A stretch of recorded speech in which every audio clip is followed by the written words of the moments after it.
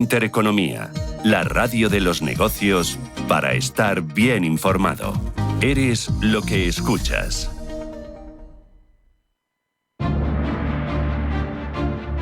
En Radio Intereconomía, Pulso Geopolítico. Análisis sobre los nuevos desafíos mundiales. Presenta Rafa Jiménez.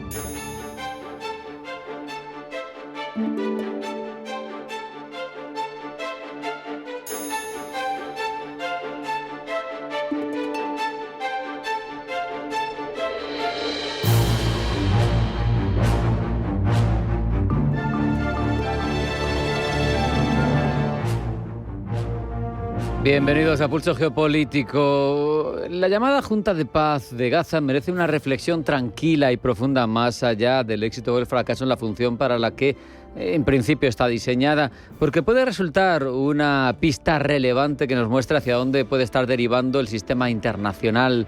No tanto hacia un mundo sin multilateralismo, avanzo, sino hacia un multilateralismo reescrito, dirigido, jerárquico y personalista.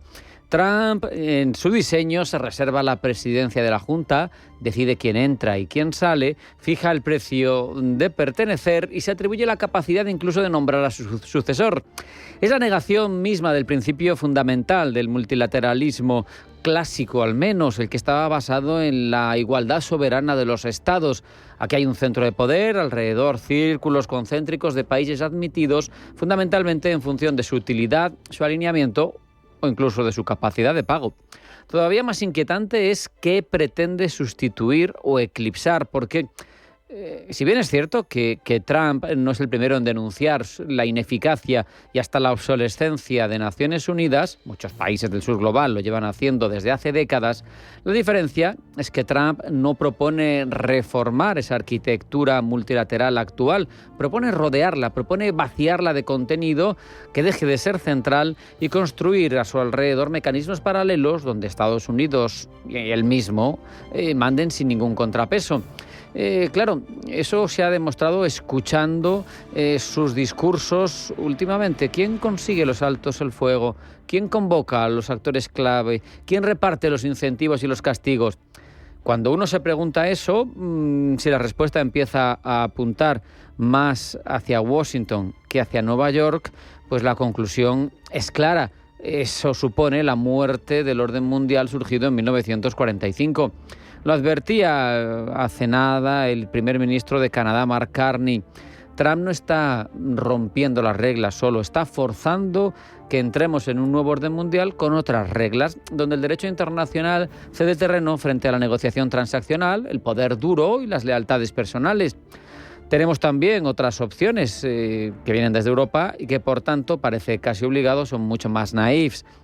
Lagarde, por ejemplo, la presidenta del Banco Central Europeo, dice que seguimos dependiendo tanto unos de otros que el sistema no podría fragmentarse sin costes sistémicos y que, por tanto, confía en que no existirán esas rupturas. El caso es que lo que espolea a Trump es que no es él el primero en plantear un orden mundial alternativo. Otra iniciativa mucho menos mediática, al menos aquí en Occidente, pero probablemente mucho más estructural todavía, es la declaración de Tianjin, impulsada desde la Organización de Cooperación de Shanghái en el pasado verano. No hay más que una voluntad explícita del sur global, de China, de Rusia, de socios asiáticos y euroasiáticos, de articular un orden alternativo que no esté subordinado a Occidente. La fragmentación del multilateralismo en bloques es una conclusión evidente de toda esta situación en conjunto, con un Occidente cada vez más dividido, con Estados Unidos como actor dominante sin complejos, con una Europa fragmentada y con un sur global que ya no reclama, que apuesta por constituir sus propias arquitecturas paralelas. Es por eso que la Junta de Paz de Gaza se antoja como un laboratorio que, si funciona, va a reforzar la idea de que la eficacia justifica esa concentración de poder por la que están apostando algunos líderes de tradición en sus países occidental. Si fracasa, pues será un descrédito para todo Occidente en su conjunto, aunque no sea todo Occidente quien lo promueve. Pero en cualquier caso, es evidente que no podemos dejar de lado que la ONU aquí es el principal damnificado, sale debilitado, o porque es irrelevante, o porque es obsolescente, o porque no puede competir ni prestar una alternativa. Además, lo verdaderamente relevante en todo esto es quién fija las reglas internacionales en un mundo en el que quien las garantizaba ya no tiene más límite que su conciencia, lo dice Donald Trump en entrevistas un día tras otro. Eso es, además, casi al modo de un autócrata al que solo le importa a él. Algo muy extraño para una democracia que cumple en 2026 250 años y que parece vacía de contenido bajo su liderazgo. O si no vacía, sí se antoja bastante cercana a una autocracia revisionista. Y frente a ello, los propios autócratas, los que viven en regímenes que no cumplen con los estándares de la democracia occidental, son los que, paradójicamente, apuestan por el multilateralismo. El mundo al revés. El mundo al revés cristalizado en esa declaración de Tianjin, que al menos propone un orden alternativo y más respeto para los países, aunque sean pequeños, pobres o con ejércitos incapaces. Al final, quizá el nuevo orden mundial se configure a partir de varias realidades que no sean globales, de conjuntos distintos, con alguna intersección, con superposiciones. Pero más allá de interpretaciones geopolíticas que pueden ser acertadas o no, lo que parece fuera de toda duda es que el multilateralismo de los años 40 ya no articula el poder real en el mundo y no representa ni las aspiraciones de los protagonistas del orden anterior, ni tampoco de los que quieren un orden nuevo. Parece evidente que, viviendo en el mismo planeta, seguiremos relacionándonos, seguiremos dependiendo en mayor o menor medida unos de otros, pero también parece evidente que tendremos cada vez menos reglas compartidas y eso va a hacer del mundo un lugar mucho más peligroso, especialmente para la vieja Europa. Vamos a hacer un alto en el camino. A la vuelta, titulares de información geopolítica que elabora Blanca del Tronco. No se vayan, porque sigue Pulso Geopolítico.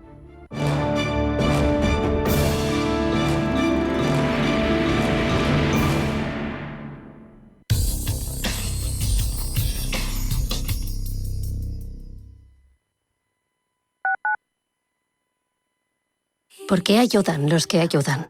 Trabajadores sociales, educadores, voluntarios, investigadores. A pesar de las dificultades, dedican su día a día a ayudar a los demás porque creen en la utopía de una sociedad más justa para todos. Porque lo imposible solo es un poco más difícil que las cosas difíciles. Fundación La Caixa. Creer para transformar. Cabaret el musical, inmersivo, atrevido y fuera de lo común. Una historia de amor, pasión y tragedia en tiempos oscuros. Nuevas funciones a la venta hasta el 1 de marzo. Ven al Kit Kat Club, ambientado en el Berlín de los años 30, donde tú también eres protagonista. Aquí, la vida es maravillosa. Compra ya tus entradas en cabaretelmusical.com.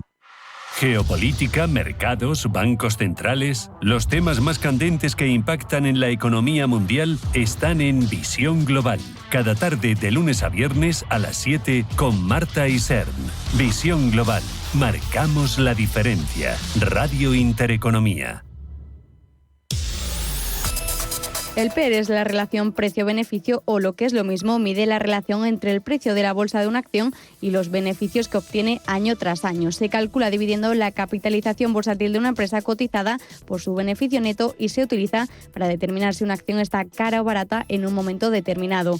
Lo que mide exactamente es el número de años que el beneficio de una empresa está contenida en su precio y, aunque el PER es un indicador valioso, también puede llevar a equívocos en empresas cíclicas o por el simple hecho de llevar a cabo amortizaciones o depreciaciones contables que afectarán al beneficio. Por este motivo, los inversores utilizan siempre más de un indicador a la hora de tomar sus decisiones y por eso mismo la clave está en no usar el PER de forma aislada. En este sentido, al valorar el PER de una acción debemos compararlo con el histórico de la empresa, el histórico medio del mercado que ronda el número 15, así como el de su sector.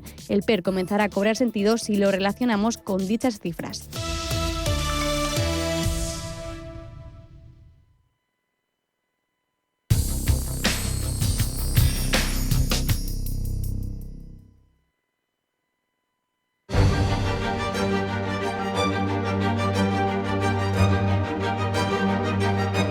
En Radio Intereconomía, Pulso Geopolítico. Presenta Rafa Jiménez.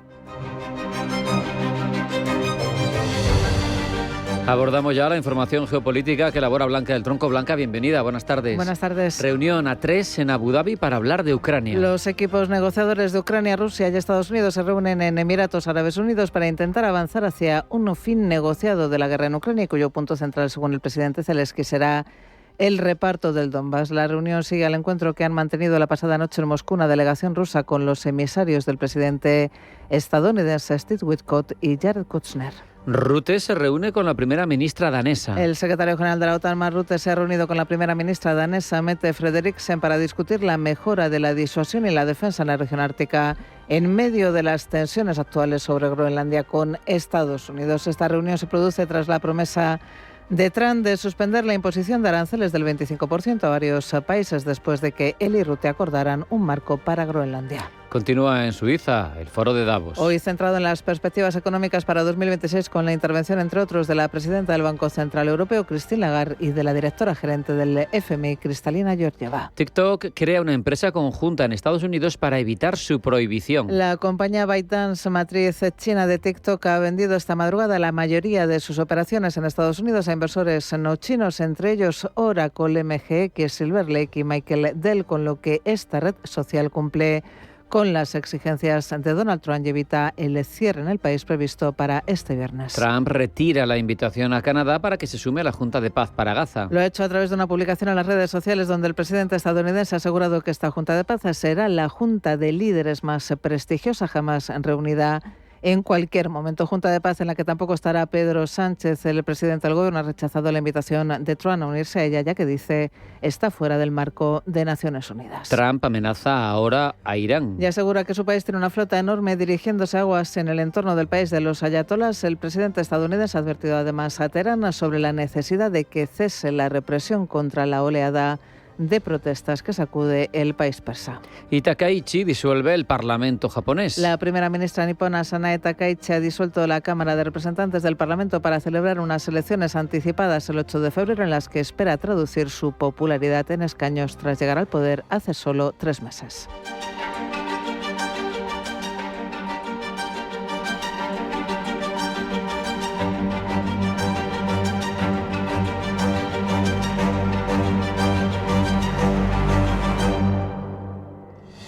Tras los titulares, profundizamos en la información, Blanca. Se empiezan a filtrar las primeras condiciones de Rusia para acabar con la guerra de Ucrania. En la reunión A3 que mantienen hoy los rusos con Kiev y Washington en Abu Dhabi, Moscú ha exigido que el ejército ucraniano abandone el Donbass para lograr un acuerdo que ponga fin al conflicto. Es, dicen desde el Kremlin, una condición muy importante. La reunión de hoy sigue al encuentro que mantuvieron anoche en Moscú una delegación rusa con los emisarios del presidente estadounidense Steve Witkoff y Jared Kushner. En ella, Putin acordó por primera vez una reunión trilateral sobre temas de seguridad, aunque el presidente estadounidense Donald Trump no cree que vaya a alcanzarse la paz en esta reunión. Gemma González.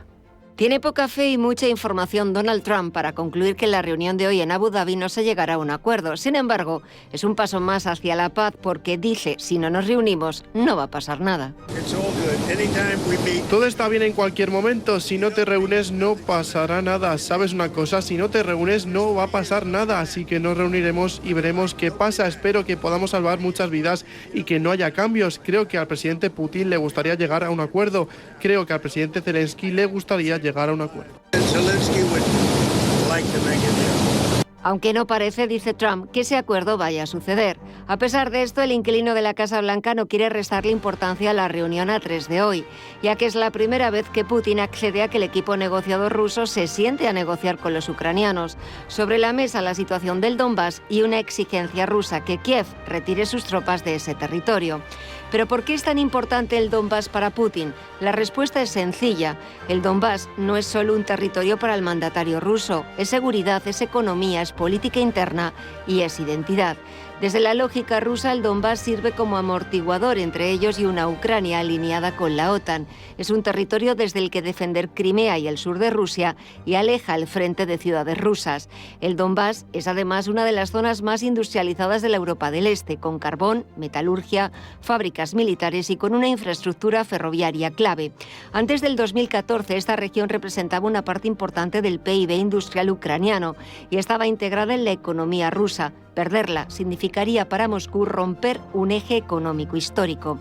En el Donbass hay además mucha población rusófona y una fuerte identidad soviética, lo que ha permitido a Moscú construir el relato de que está protegiendo a sus compatriotas. A nivel interno, ceder el Donbass sería visto desde dentro de Rusia como una derrota histórica difícil de vender políticamente. Y lo que es más importante, controlar el Donbass debilita a Ucrania, impide su integración plena tanto en la OTAN como en la Unión Europea y mantiene a Kiev en una situación de conflicto permanente.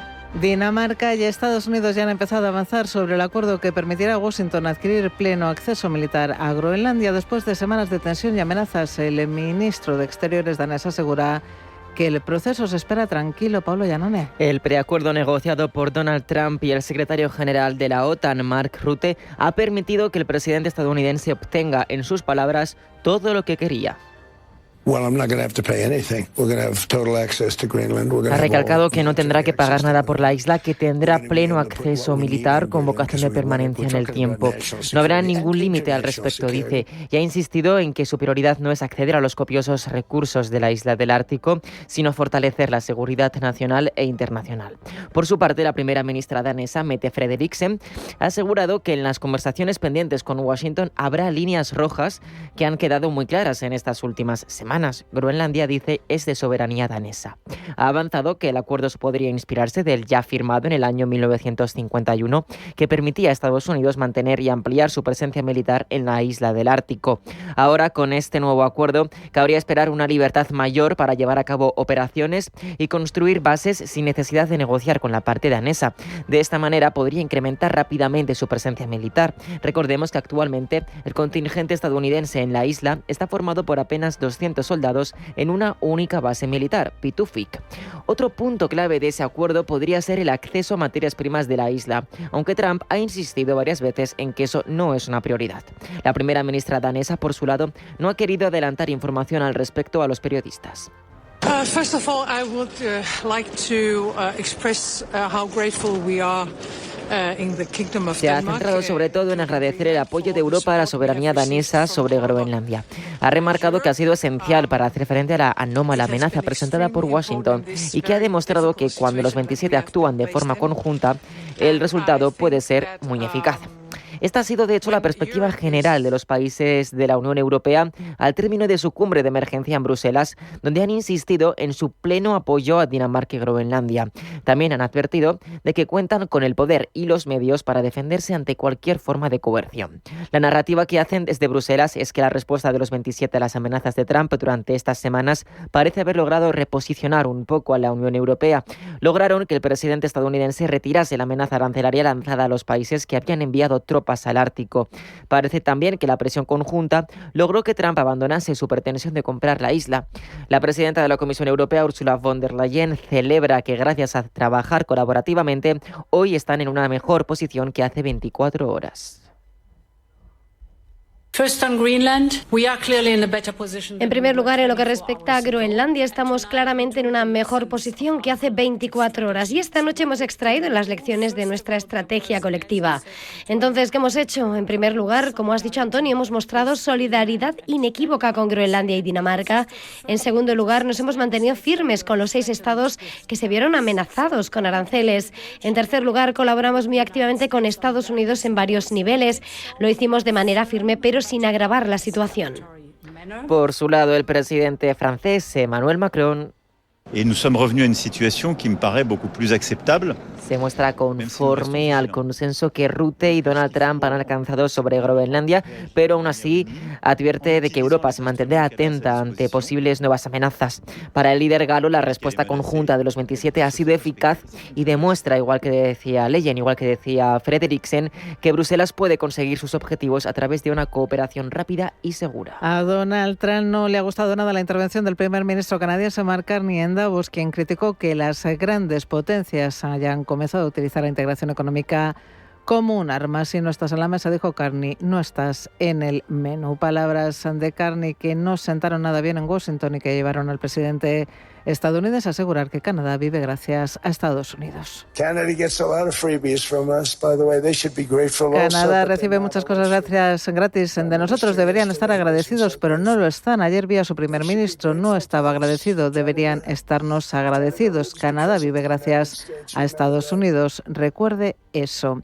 Hoy esta animadversión ha ido un paso más allá, ya que el presidente estadounidense ha decidido retirarle la invitación a Canadá para que participe en su Junta de Paz para Gaza. Lo ha hecho a través de una publicación en las redes sociales donde el presidente estadounidense ha asegurado que esta Junta de Paz será la junta de líderes más prestigiosa jamás reunida en cualquier momento. Hasta ahora, al menos 35 jefes de Estado y de Gobierno han aceptado formar parte de esta Junta de Paz, según la Casa Blanca, que sin embargo no ha facilitado una lista detallada. Europa ha pedido más detalles antes de oficializar su integración, aunque varios miembros de la Unión Europea ya la han rechazado, como es el caso de España. El presidente del Gobierno, Pedro Sánchez, ha dicho no a esta Junta de Paz porque asegura está fuera del marco de Naciones Unidas. Y es evidente que esta Junta está fuera del marco de Naciones Unidas y, por cierto, no ha incluido a la Autoridad Palestina.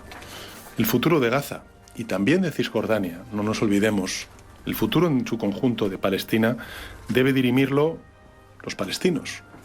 Y también el futuro de su coexistencia pacífica y segura con Israel deben dirimirlo fundamentalmente Israel y Palestina en un proceso dialogado que implemente la solución de los dos estados. Sánchez ha defendido además un proceso dialogado que implemente, como acabamos de escuchar, la solución de los dos estados, que permita la entrada de ayuda humanitaria y que garantice la paz entre ambos países. España, ha dicho Sánchez, continuará trabajando y continuará comprometida en un proceso de paz. Y Davos llega a su final con una mesa redonda en la que ha participado la presidenta del Banco Central Europeo, Christine Lagarde, quien ha recalcado que el mundo se encuentra en un momento de transición y no de ruptura, como dijo hace unos días el primer ministro canadiense Mark Carney. Pablo. La presidenta del Banco Central Europeo ha comenzado respondiendo a Mark Carney, el primer ministro de Canadá, quien hace unos días anunciaba que la postura de Estados Unidos respecto a Europa estaba provocando una ruptura. I'm not exactly on the same page as Mark. Algo con lo que no está de acuerdo, asegura. Con 25 años de experiencia en el sector empresarial, dice que los responsables políticos están en un punto en el que se deben considerar un plan B. Incluso con esos planes B, que también han sido articulados por Ursula von der Leyen, dice, no está segura de que se deba hablar de ruptura, sino más bien de alternativas. Por eso deberíamos identificar, concluye, mucho más de lo que probablemente lo hemos estado haciendo en el pasado. Tener en cuenta las debilidades, los puntos débiles, la dependencia y la autonomía. Como vemos, la presidenta del BCE no habla de ruptura, prefiere más bien hablar de transición. Asegura que se está llevando a cabo un cambio en las normas de juego gracias a la inteligencia artificial. AI is capital intensive, energy intensive, data intensive. Una herramienta que dice requiere un uso intensivo de capital, energía y datos, y que prospera si hay abundancia en todo esto. Por ello, recalca, debe haber cooperación. Y si no definimos las nuevas reglas de juego, prosigue, habrá menos datos disponibles para procesar, habrá menos flujo de capital de ida y vuelta. Y esto no favorecerá la prosperidad de un sector que actualmente lidera el mercado y que es muy prometedor en términos de productividad. Lagarde cree que a ese uso colaborativo de la inteligencia artificial debe acompañar un trabajo responsable por parte de los economistas. Our duty as central bankers, our duty as economists is to distinguish. Tanto los bancos centrales como los economistas, dice, deben distinguir las señales del ruido. Escuchamos muchas cifras circulando, explica, y me gustaría llamar su atención sobre el hecho de que las cifras deben definirse, identificarse. Cuando se oyen, por ejemplo, cifras de crecimiento enormes, la mayoría se trata de cifras de crecimiento nominal y las cifras reales, insiste, son las cifras de crecimiento real. Sobre crecimiento y transición también ha hablado la directora general del Fondo Monetario Internacional, Kristalina Georgieva, quien ha dicho que no debemos conformarnos con las cifras bajas de crecimiento que nos llegan últimamente. El mundo debe seguir creciendo y lo tiene que hacer además al son del brutal cambio que está atravesando.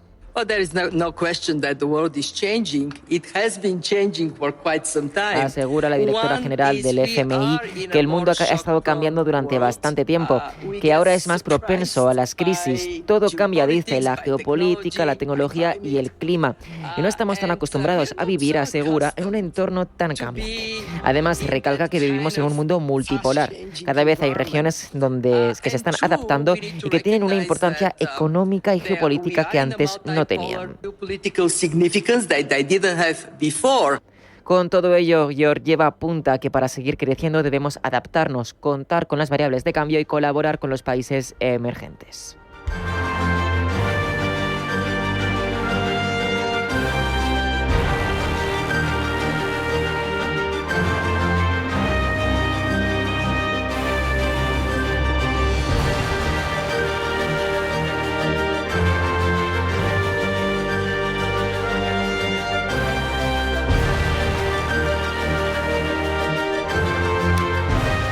Vamos ya con el repaso de las cabeceras internacionales, mostrando en ese ejercicio que hacemos con la ayuda de Pablo Iannone. Pablo, gracias. Buenas tardes.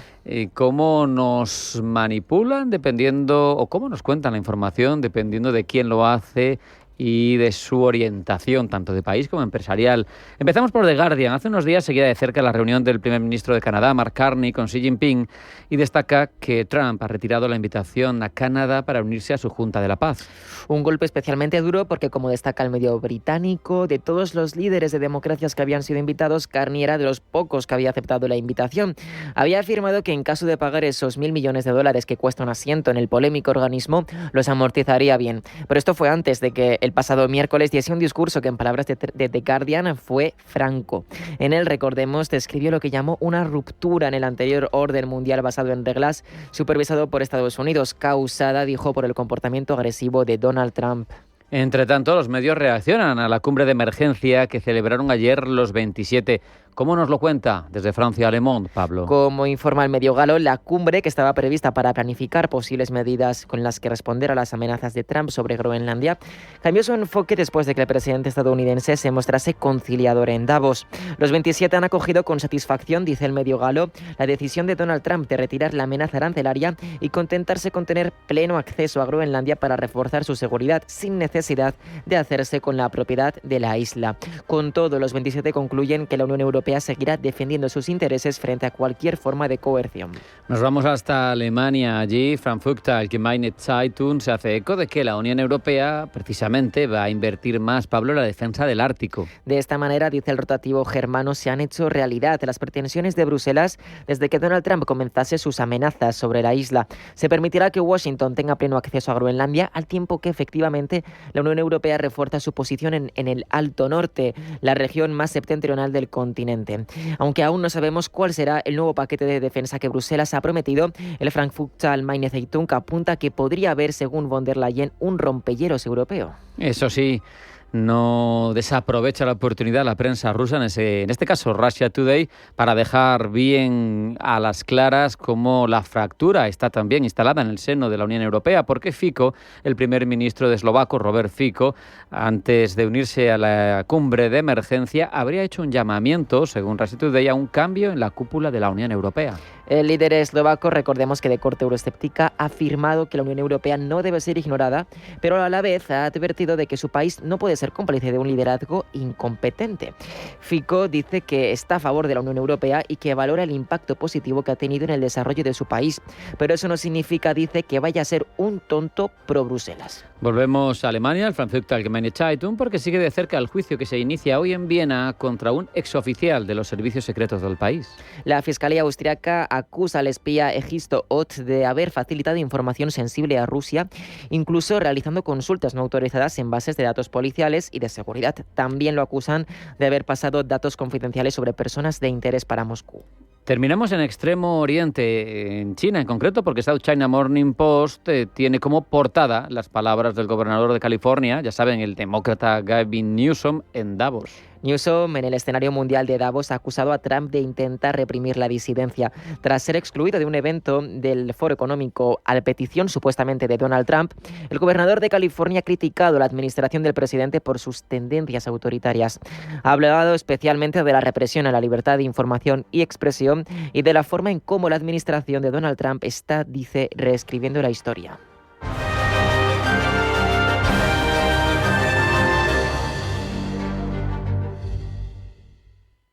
En Finaccess Value queremos ayudarte a conseguir tus objetivos financieros. Finaccess Value, gestión de patrimonios centrados en la prudencia y la gestión del riesgo. Un enfoque global y más de 20 años del grupo Finaccess nos avalan. Más información en finaccessvalue.es y en el 91 737 4114. Finaccess Value, agencia de valores, figura inscrita en CNMV con el número 301. Los viernes a las 10 de la noche nos visita un gato, el Gato Gourmet. En Radio Intereconomía, Andrés Sánchez Magro presenta una guía semanal gastronómica, enológica, de restaurantes, literaria, musical y con todos aquellos ingredientes para cocinar la buena vida. El Gato Gourmet, los viernes a las 10 de la noche en Radio Intereconomía. En Radio Intereconomía te acompañamos donde tú quieras. Sintonízanos en directo a través de la radio, nuestra web, aplicación móvil o canal de YouTube. Si lo prefieres, también puedes encontrarnos en diferido a través de iVoox, Apple Podcast, Spotify y todas las plataformas de podcast. La mejor información económica en cualquier momento y desde cualquier lugar. Radio Intereconomía, siempre contigo.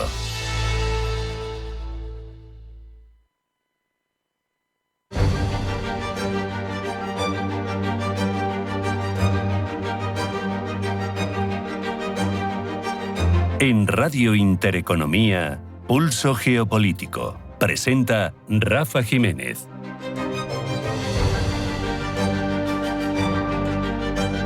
Groenlandia ha pasado de ser, lo saben, porque se lo contamos a menudo, una periferia congelada, a uno de los epicentros más sensibles de la geopolítica y la geoeconomía globales. Las amenazas de Trump a Dinamarca, el debate abierto en la OTAN y la Unión Europea, la competencia al final por el control del Ártico elevan la tensión, y lo vienen haciendo, entre aliados y rivales. Nos preguntamos siempre si esto es retórico, si esto es el inicio de una escalada real. ¿Qué supone esto? ¿Por qué tanto interés? No solo en lo militar, también en lo geoeconómico, que es algo que condiciona y que marca la evolución de muchas de las decisiones que se toman en el ámbito global. Por eso, todo eso lo mencionamos ya y lo hablamos con Jacobo Morillo, analista de inteligencia y geopolítica en José Parejo y Asociados, consultoría de inteligencia aplicada y estratégica. Jacobo, bienvenido, buenas tardes. Buenas tardes, un gusto estar por aquí. Una primera cuestión, aunque pueda resultar redundante porque hablamos muy a menudo, ¿por qué es tan importante, tan prioritaria Groenlandia? Pues es algo que ahora ha salido a la palestra, que tiene su importancia, depende desde qué perspectiva. Hay una perspectiva de seguridad que es por la que aboga Trump y que lo quiere argumentar desde una perspectiva de estar protegido Estados Unidos ante un posible ataque de China o de Rusia, porque un potencial ataque sería con unas bases de seguridad, un sistema defensivo en Groenlandia, pues tendría una protección anticipada ante cualquier posible ataque importante y le minimizaría el golpe. Claro, siempre ha llamado la atención cuando se observa, al menos desde aquí, claro, no desde el Capitolio, ¿no?, ni desde el despacho Oval, ha llamado la atención que hable de la seguridad de Groenlandia, que se ría de las patrullas de perros danesas, cuando la base militar que hay, la de Thule Pitufik, es estadounidense, ¿no? Dices, pues si no está bien protegido, culpa tuya porque la base es vuestra. En cualquier caso, está bajo el paraguas de la OTAN. Sabemos que el discurso OTAN, fractura de OTAN, está muy sobre la mesa, ¿no? Al final estamos en un elemento, en una circunstancia de presión del instigador de la Alianza Atlántica a uno de sus socios, ¿no? ¿Cómo se configura esto? Porque se habla mucho, por lo menos desde Europa, de que si hubiera, ya se ha descartado, pero bueno, nadie puede descartar a su vez que Trump cambie de opinión, lo hemos visto muchas veces. Si hubiera al final una toma por la fuerza, se ha dicho desde Dinamarca, esto supondría el final de la OTAN. ¿Sería así?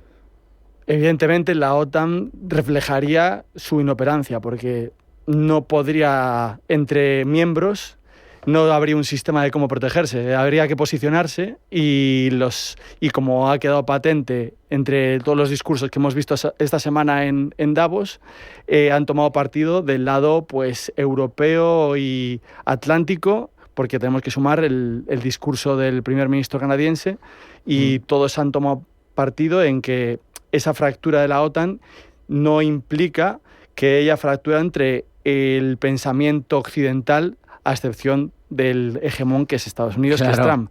¿Qué pasa? Aquí hay que tener en cuenta la figura de Trump. La figura de Trump es una consecuencia, no es una causa. Llevamos años, antes de que llegase Trump al panteón político, viendo una fracturación, viendo una crisis estructural del sistema. Y Trump es el último o penúltimo reflejo de ello. Por tanto, hay que darle la justa medida al personaje, y el problema que hay es que está detrás de la mayor potencia global. Claro. De ahí se magnifica todo, pero eso no quita que también esté sacudiendo el pensamiento occidental en general, las bases, que lo estamos viendo en Davos, cómo están siendo conscientes de que algo tiene que cambiar. Al final es un acicate, es algo que nos espolea a que cambien las cosas, ¿no? En la crisis estructural lo que demuestra es que Europa necesita reformularse, necesita cambiar dinámicas, y lleva sabiéndolo desde que Rusia invadió Ucrania por la cercanía. Ha habido muchos más escenarios previos, pero que a Europa lo veía lejos. Y ahora, pues, desde 2022, lo ve como algo. La geopolítica está viendo un renacimiento, porque ahora se dan cuenta de la importancia que tiene. Has mencionado en tu respuesta Rusia. Rusia es precisamente uno de los principales argumentos que menciona el propio Trump para justificar la necesidad de proteger Groenlandia. Tenemos una Rusia que es el país que tiene más costa en torno al Ártico, tenemos una Rusia que tiene la mayor flota de rompehielos, tenemos una Rusia que tiene rompehielos nucleares, y tenemos una China que no está concernida directamente por el Ártico en cuanto a la geografía, pero sí lo está en cuanto a los intereses, desde luego. Entonces, ¿cómo interpretan, en tu opinión, Rusia y China toda esta crisis, este espectáculo que estamos dando los occidentales de fractura en todo esto? Porque al final eso es una oportunidad estratégica para ellos, ¿no? Sin duda es una oportunidad, pero al mismo tiempo lo hemos visto recientemente, Canadá firmando pactos con la propia China, y Europa creo que, y cuando digo Europa tengo que decir Occidente, y tengo que añadir aquí a Canadá porque se ha posicionado de una forma bastante vistosa, ¿no? Creo que son conscientes de que tienen que dar un paso al frente y tienen que empezar a pensar más, que llevamos hablando de autonomía estratégica mucho tiempo en Europa, y aún no se ha hablado mucho, pero no se han dado pasos. Esperemos que con los discursos que hemos visto estos días, pues se puedan dar pasos efectivos, que al final eso es la acción. El canciller alemán hablaba de extremada burocratización de Europa. Eso nos hace ser más lentos. Eso es parte táctica operacional de cómo funciona Europa y de la crisis que vive Europa a la hora de reaccionar y de mirar hacia afuera para proyectarse de puertas para afuera, y hay que verlo desde una perspectiva de que algo tan demostrativo. Hace unos días mandaron unos países europeos tropas a Groenlandia. La pregunta sería, si hubiesen hecho eso lo mismo en Ucrania, ¿cómo estaríamos ahora? Esa es una cuestión que a mí me gustaría haber visto, porque es el simbolismo, es la disuasión. Claro. Estamos hablando de que ahora mismo Trump tiene un poder de disuasión muy grande, porque hace unas semanas, después de lo que hizo con Venezuela y con Maduro, el poder de disuasión lo tiene pues muy por encima. Y desde luego son mucho más ágiles tanto China como Rusia, porque son autocracias, y Estados Unidos porque nominalmente sigue siendo una democracia, pero su presidente tiene modos autocráticos. Entonces la operativa, la capacidad de reacción es mucho más rápida que ese palacio de la burocracia que es la Unión Europea. Jacobo, ¿qué papel juegan los recursos naturales del Ártico, tú crees, en toda esta competencia? Porque hemos hablado de la geoestrategia, de un posible ataque, vale, lo que tú quieras, del Golden Dome que quiere poner Donald Trump allí, pero los recursos naturales tampoco serán desdeñables. No, juegan un papel, evidentemente, sobre todo con naciones que son que demandantes primarios de recursos naturales, como es China, como mayor productor del planeta, pues necesita material para producir, ¿no? Entonces, ahí entra que China tiene vastos recursos económicos para invertir, porque estamos hablando de un contexto ambiental muy extremo, tanto el Ártico como podemos extenderlo a Groenlandia, que para invertir en infraestructura y para llegar a extraer esos recursos, se necesitan una inversión y unos procedimientos mucho más costosos que un que en otra entorno, claro. latitud del planeta, ¿no? Sí, desde Y luego. entonces, a partir de ahí, la pregunta es, ¿compensa esa inversión? A China sí. Claro.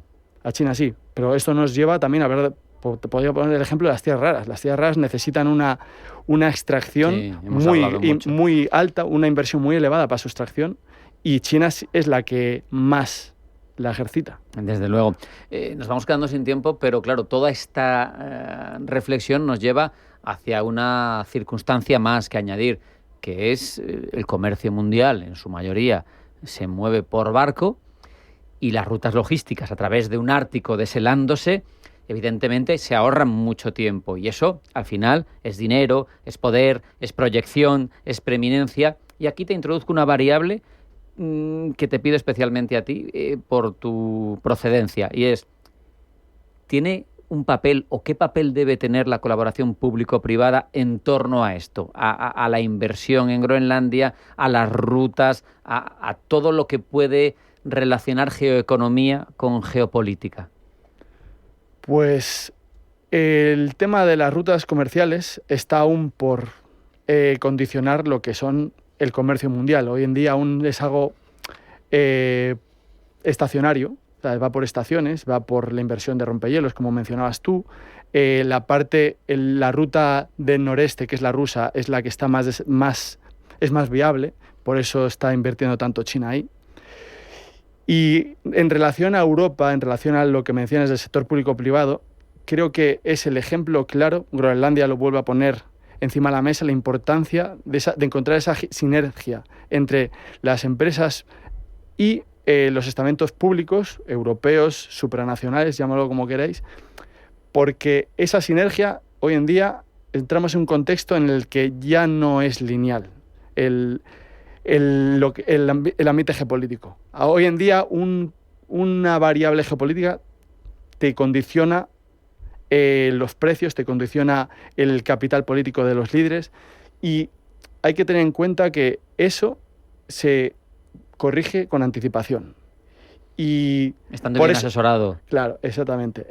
Por eso la importancia de que se añadan a las empresas análisis geopolíticos dentro de su marco y su planteamiento estratégico. Claro, yo eso lo pienso mucho y veo que grandes multinacionales tienen departamentos de diplomacia corporativa que analizan todo esto, pero claro, la potencia, el músculo para tener esos departamentos como residentes me parece que no está al alcance de todas las empresas, y menos en un entorno como el español, de pymes, etcétera. ¿La consultoría en ese ámbito concreto, especializada, tiene sentido? Tiene mucho sentido, porque al final esto atañe a todos. Es decir, evidentemente, los costes y los precios varían porque los informes pues, pueden ser subcontratados o dentro de la empresa, pero al final lo que hay que hacer es familiarizarse con esa necesidad, que eso lo que va a hacer es evitar errores previos, anticipación, y que puedan mantener los márgenes y el capital, ser proactivos para ganar en la prevención y no tener que gastarse en la reacción. Y esa es la labor que las empresas tienen que hacer, en este caso José Parejo y Asociados, para poder dar esa ventaja competitiva. Es que una mala decisión en ese aspecto te puede acabar arruinando, desde luego. Jacobo Murillo, analista de inteligencia y geopolítica en José Parejo y Asociados, muchas gracias. Un placer. Un abrazo. Hasta la próxima. Y hasta la próxima.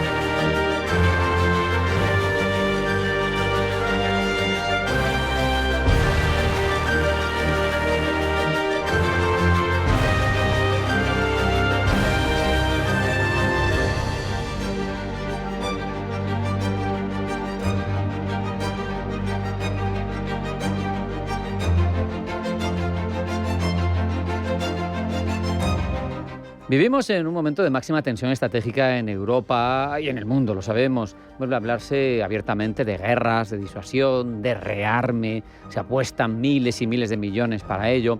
Claro, la pregunta que surge es si nos encaminamos hacia un gran conflicto, hacia una situación de paz armada, hacia una nueva guerra fría. Analizamos los escenarios que pueden surgir en este contexto actual con Salvador Sánchez Tapia, que es general de Brigada de Infantería en la Reserva y profesor de Relaciones Internacionales de la Universidad Villanueva y de la Universidad de Navarra. Queremos poner contexto con él, histórico, criterio militar y sobre todo perspectiva estratégica. Salvador, bienvenido, buenas tardes. Buenas tardes. Como digo, desde una perspectiva militar estratégica, te pido opinión, que te empieces a mojar. ¿Estamos más cerca de una gran guerra entre potencias en algún punto del planeta o de una nueva guerra fría?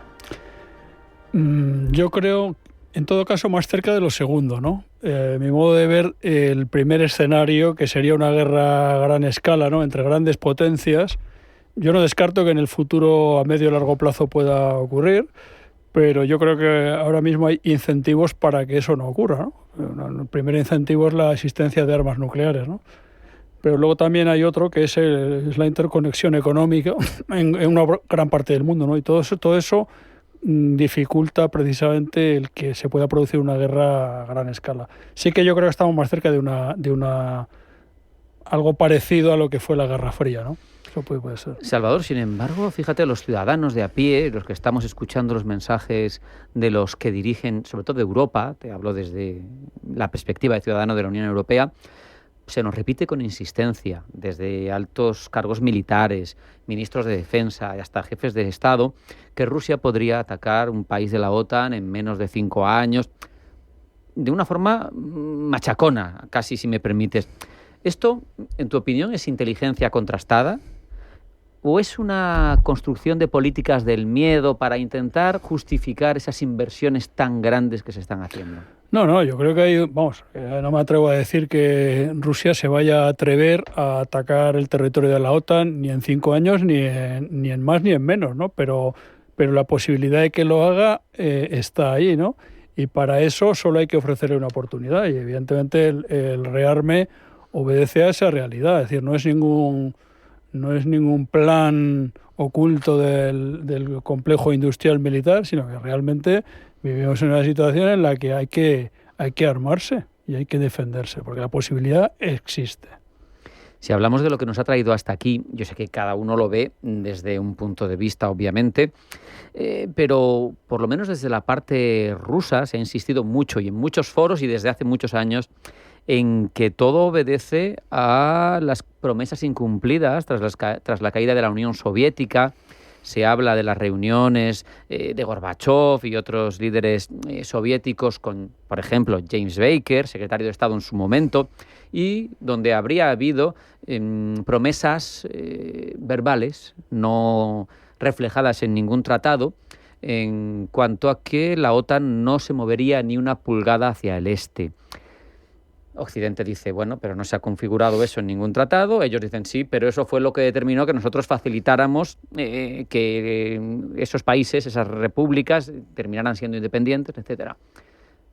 ¿Tú en qué punto estás? Bueno, vamos a ver, eso puede que ocurriera efectivamente, pero no hay ningún tratado que consagre esa promesa, si es que de verdad ocurrió, porque hay versiones para todos los gustos, ¿no? Yo ahí he visto, perdona que te interrumpa, desclasificaciones de documentos, hasta ahora clasificados, hasta recientemente, de Estados Unidos, en los que se dice que los líderes europeos lo prometieron, pero en el seno de conversaciones.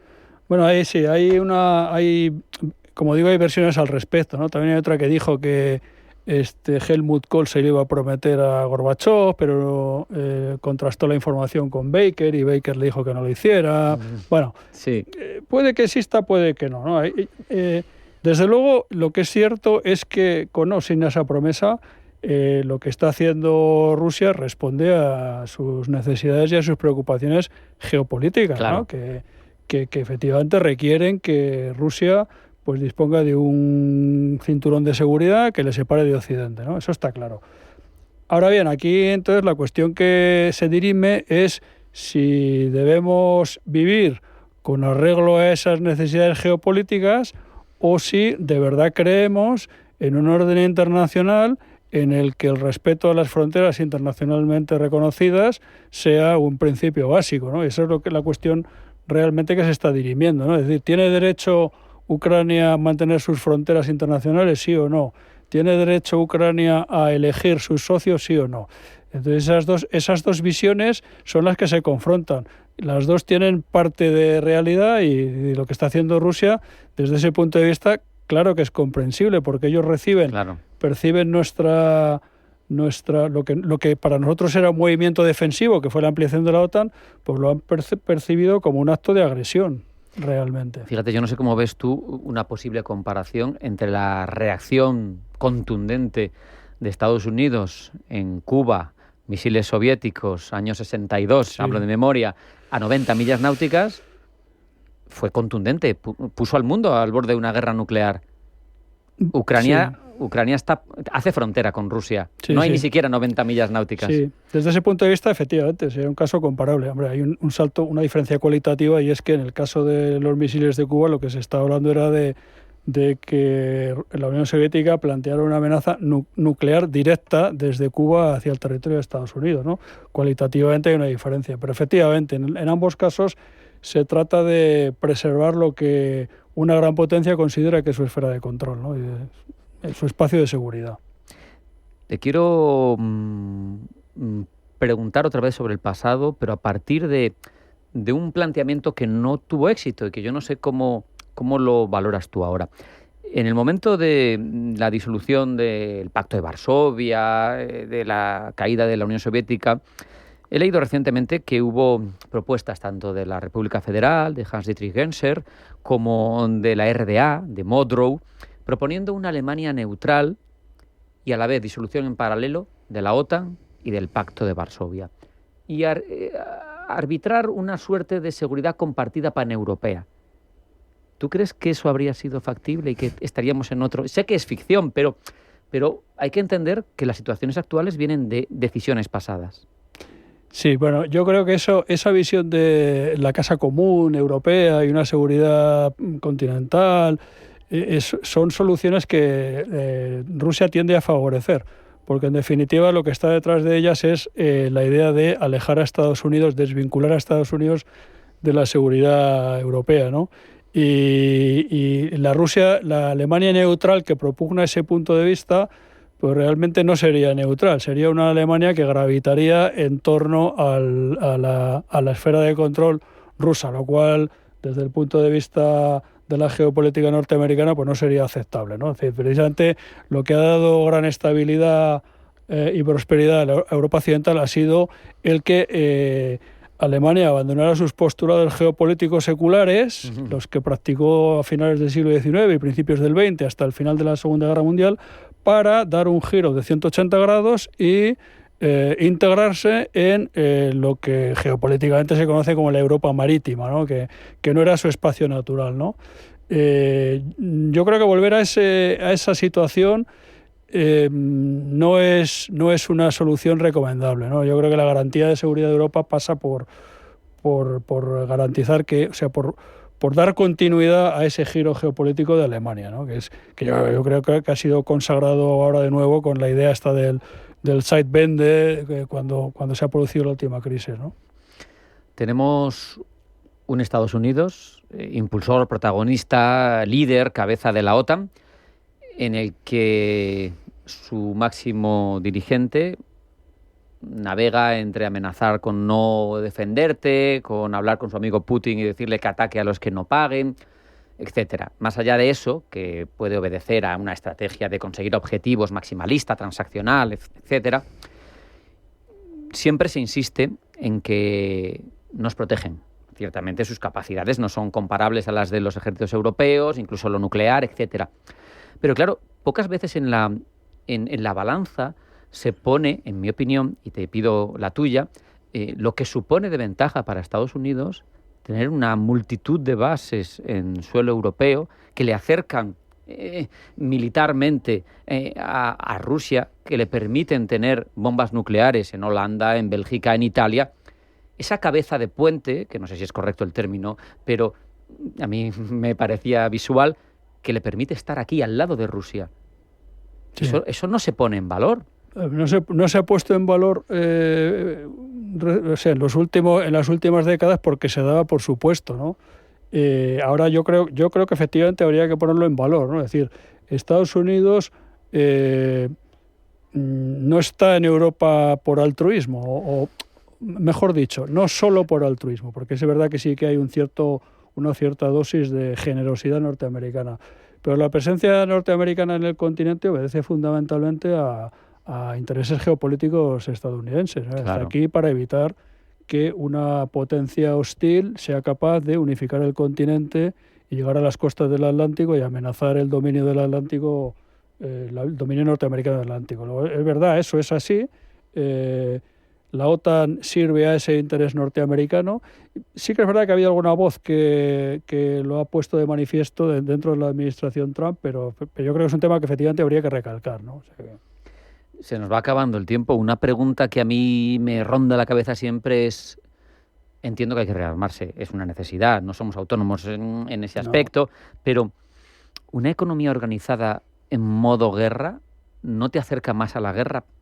No sé si me entiendes, porque al final esa dinámica, esa velocidad de crucero, esa dinámica fabril, pues dices, estoy casi en una profecía autocumplida. Sí, esto es lo que llamaba Laswell el estado fortaleza, o el estado de... Pero yo creo que no estamos allí todavía, ¿no? O sea, aquí de lo que se trata es de que Europa, y concretamente España, reparemos años de desidia en el presupuesto de defensa. Se trata de eso, no se trata de militarizar la sociedad, ni de llegar a un modelo de economía de guerra, ni de guerra total, al estilo de la Alemania nazi, ni mucho menos. Pero es que la realidad es la que es, ¿no? Y gracias al paraguas nuclear norteamericano que has mencionado antes, pues los europeos nos hemos permitido el lujo de cosechar los dividendos de la paz, reducir nuestros presupuestos de defensa y descuidar nuestras Fuerzas Armadas. Y se trata, como digo, de restaurar y de volver a la normalidad y de ser capaces de defendernos en el presente escenario estratégico, claro. No tenemos apenas tiempo. Insisto con un diagnóstico corto, Salvador. A 3 años vista en este espacio, ¿qué tenemos? ¿Tranquilidad, tensión, rearme? Bueno, yo creo que vamos a seguir, la tendencia va a seguir ahí. Claro, la gran incógnita es qué va a pasar cuando termine el mandato de Donald Trump. Donald Trump, hay que decir que no ha denunciado el Tratado de Washington y es decir, sigue vinculado jurídicamente con la seguridad de Europa. Y yo creo que lo que vamos a ver es este mismo escenario, con una Norteamérica reforzada y un mundo moviéndose más claramente hacia la definición de al menos 2 núcleos con sus respectivas, o 3 si se considera Rusia, con sus respectivas esferas de influencia. Y es hacia donde vamos.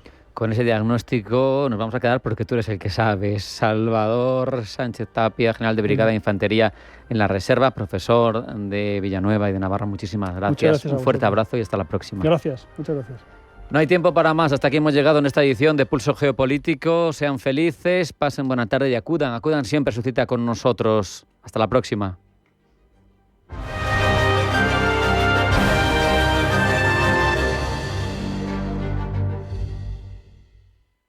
¿Tu vehículo es tu herramienta de trabajo? Alquiver es el renting realmente flexible. La solución para tener tu vehículo siempre operativo y con todos los servicios en una cuota mensual fija, sin permanencias ni sorpresas. Alquiver, la compañía pionera con la más completa gama de vehículos de renting flexible para empresas en España. Infórmate en el 900 700 009 o en alquiver.es.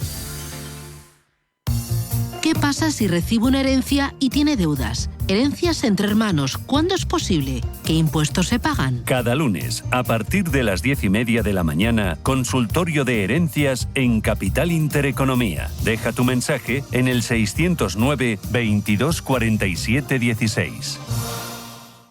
Radio Intereconomía.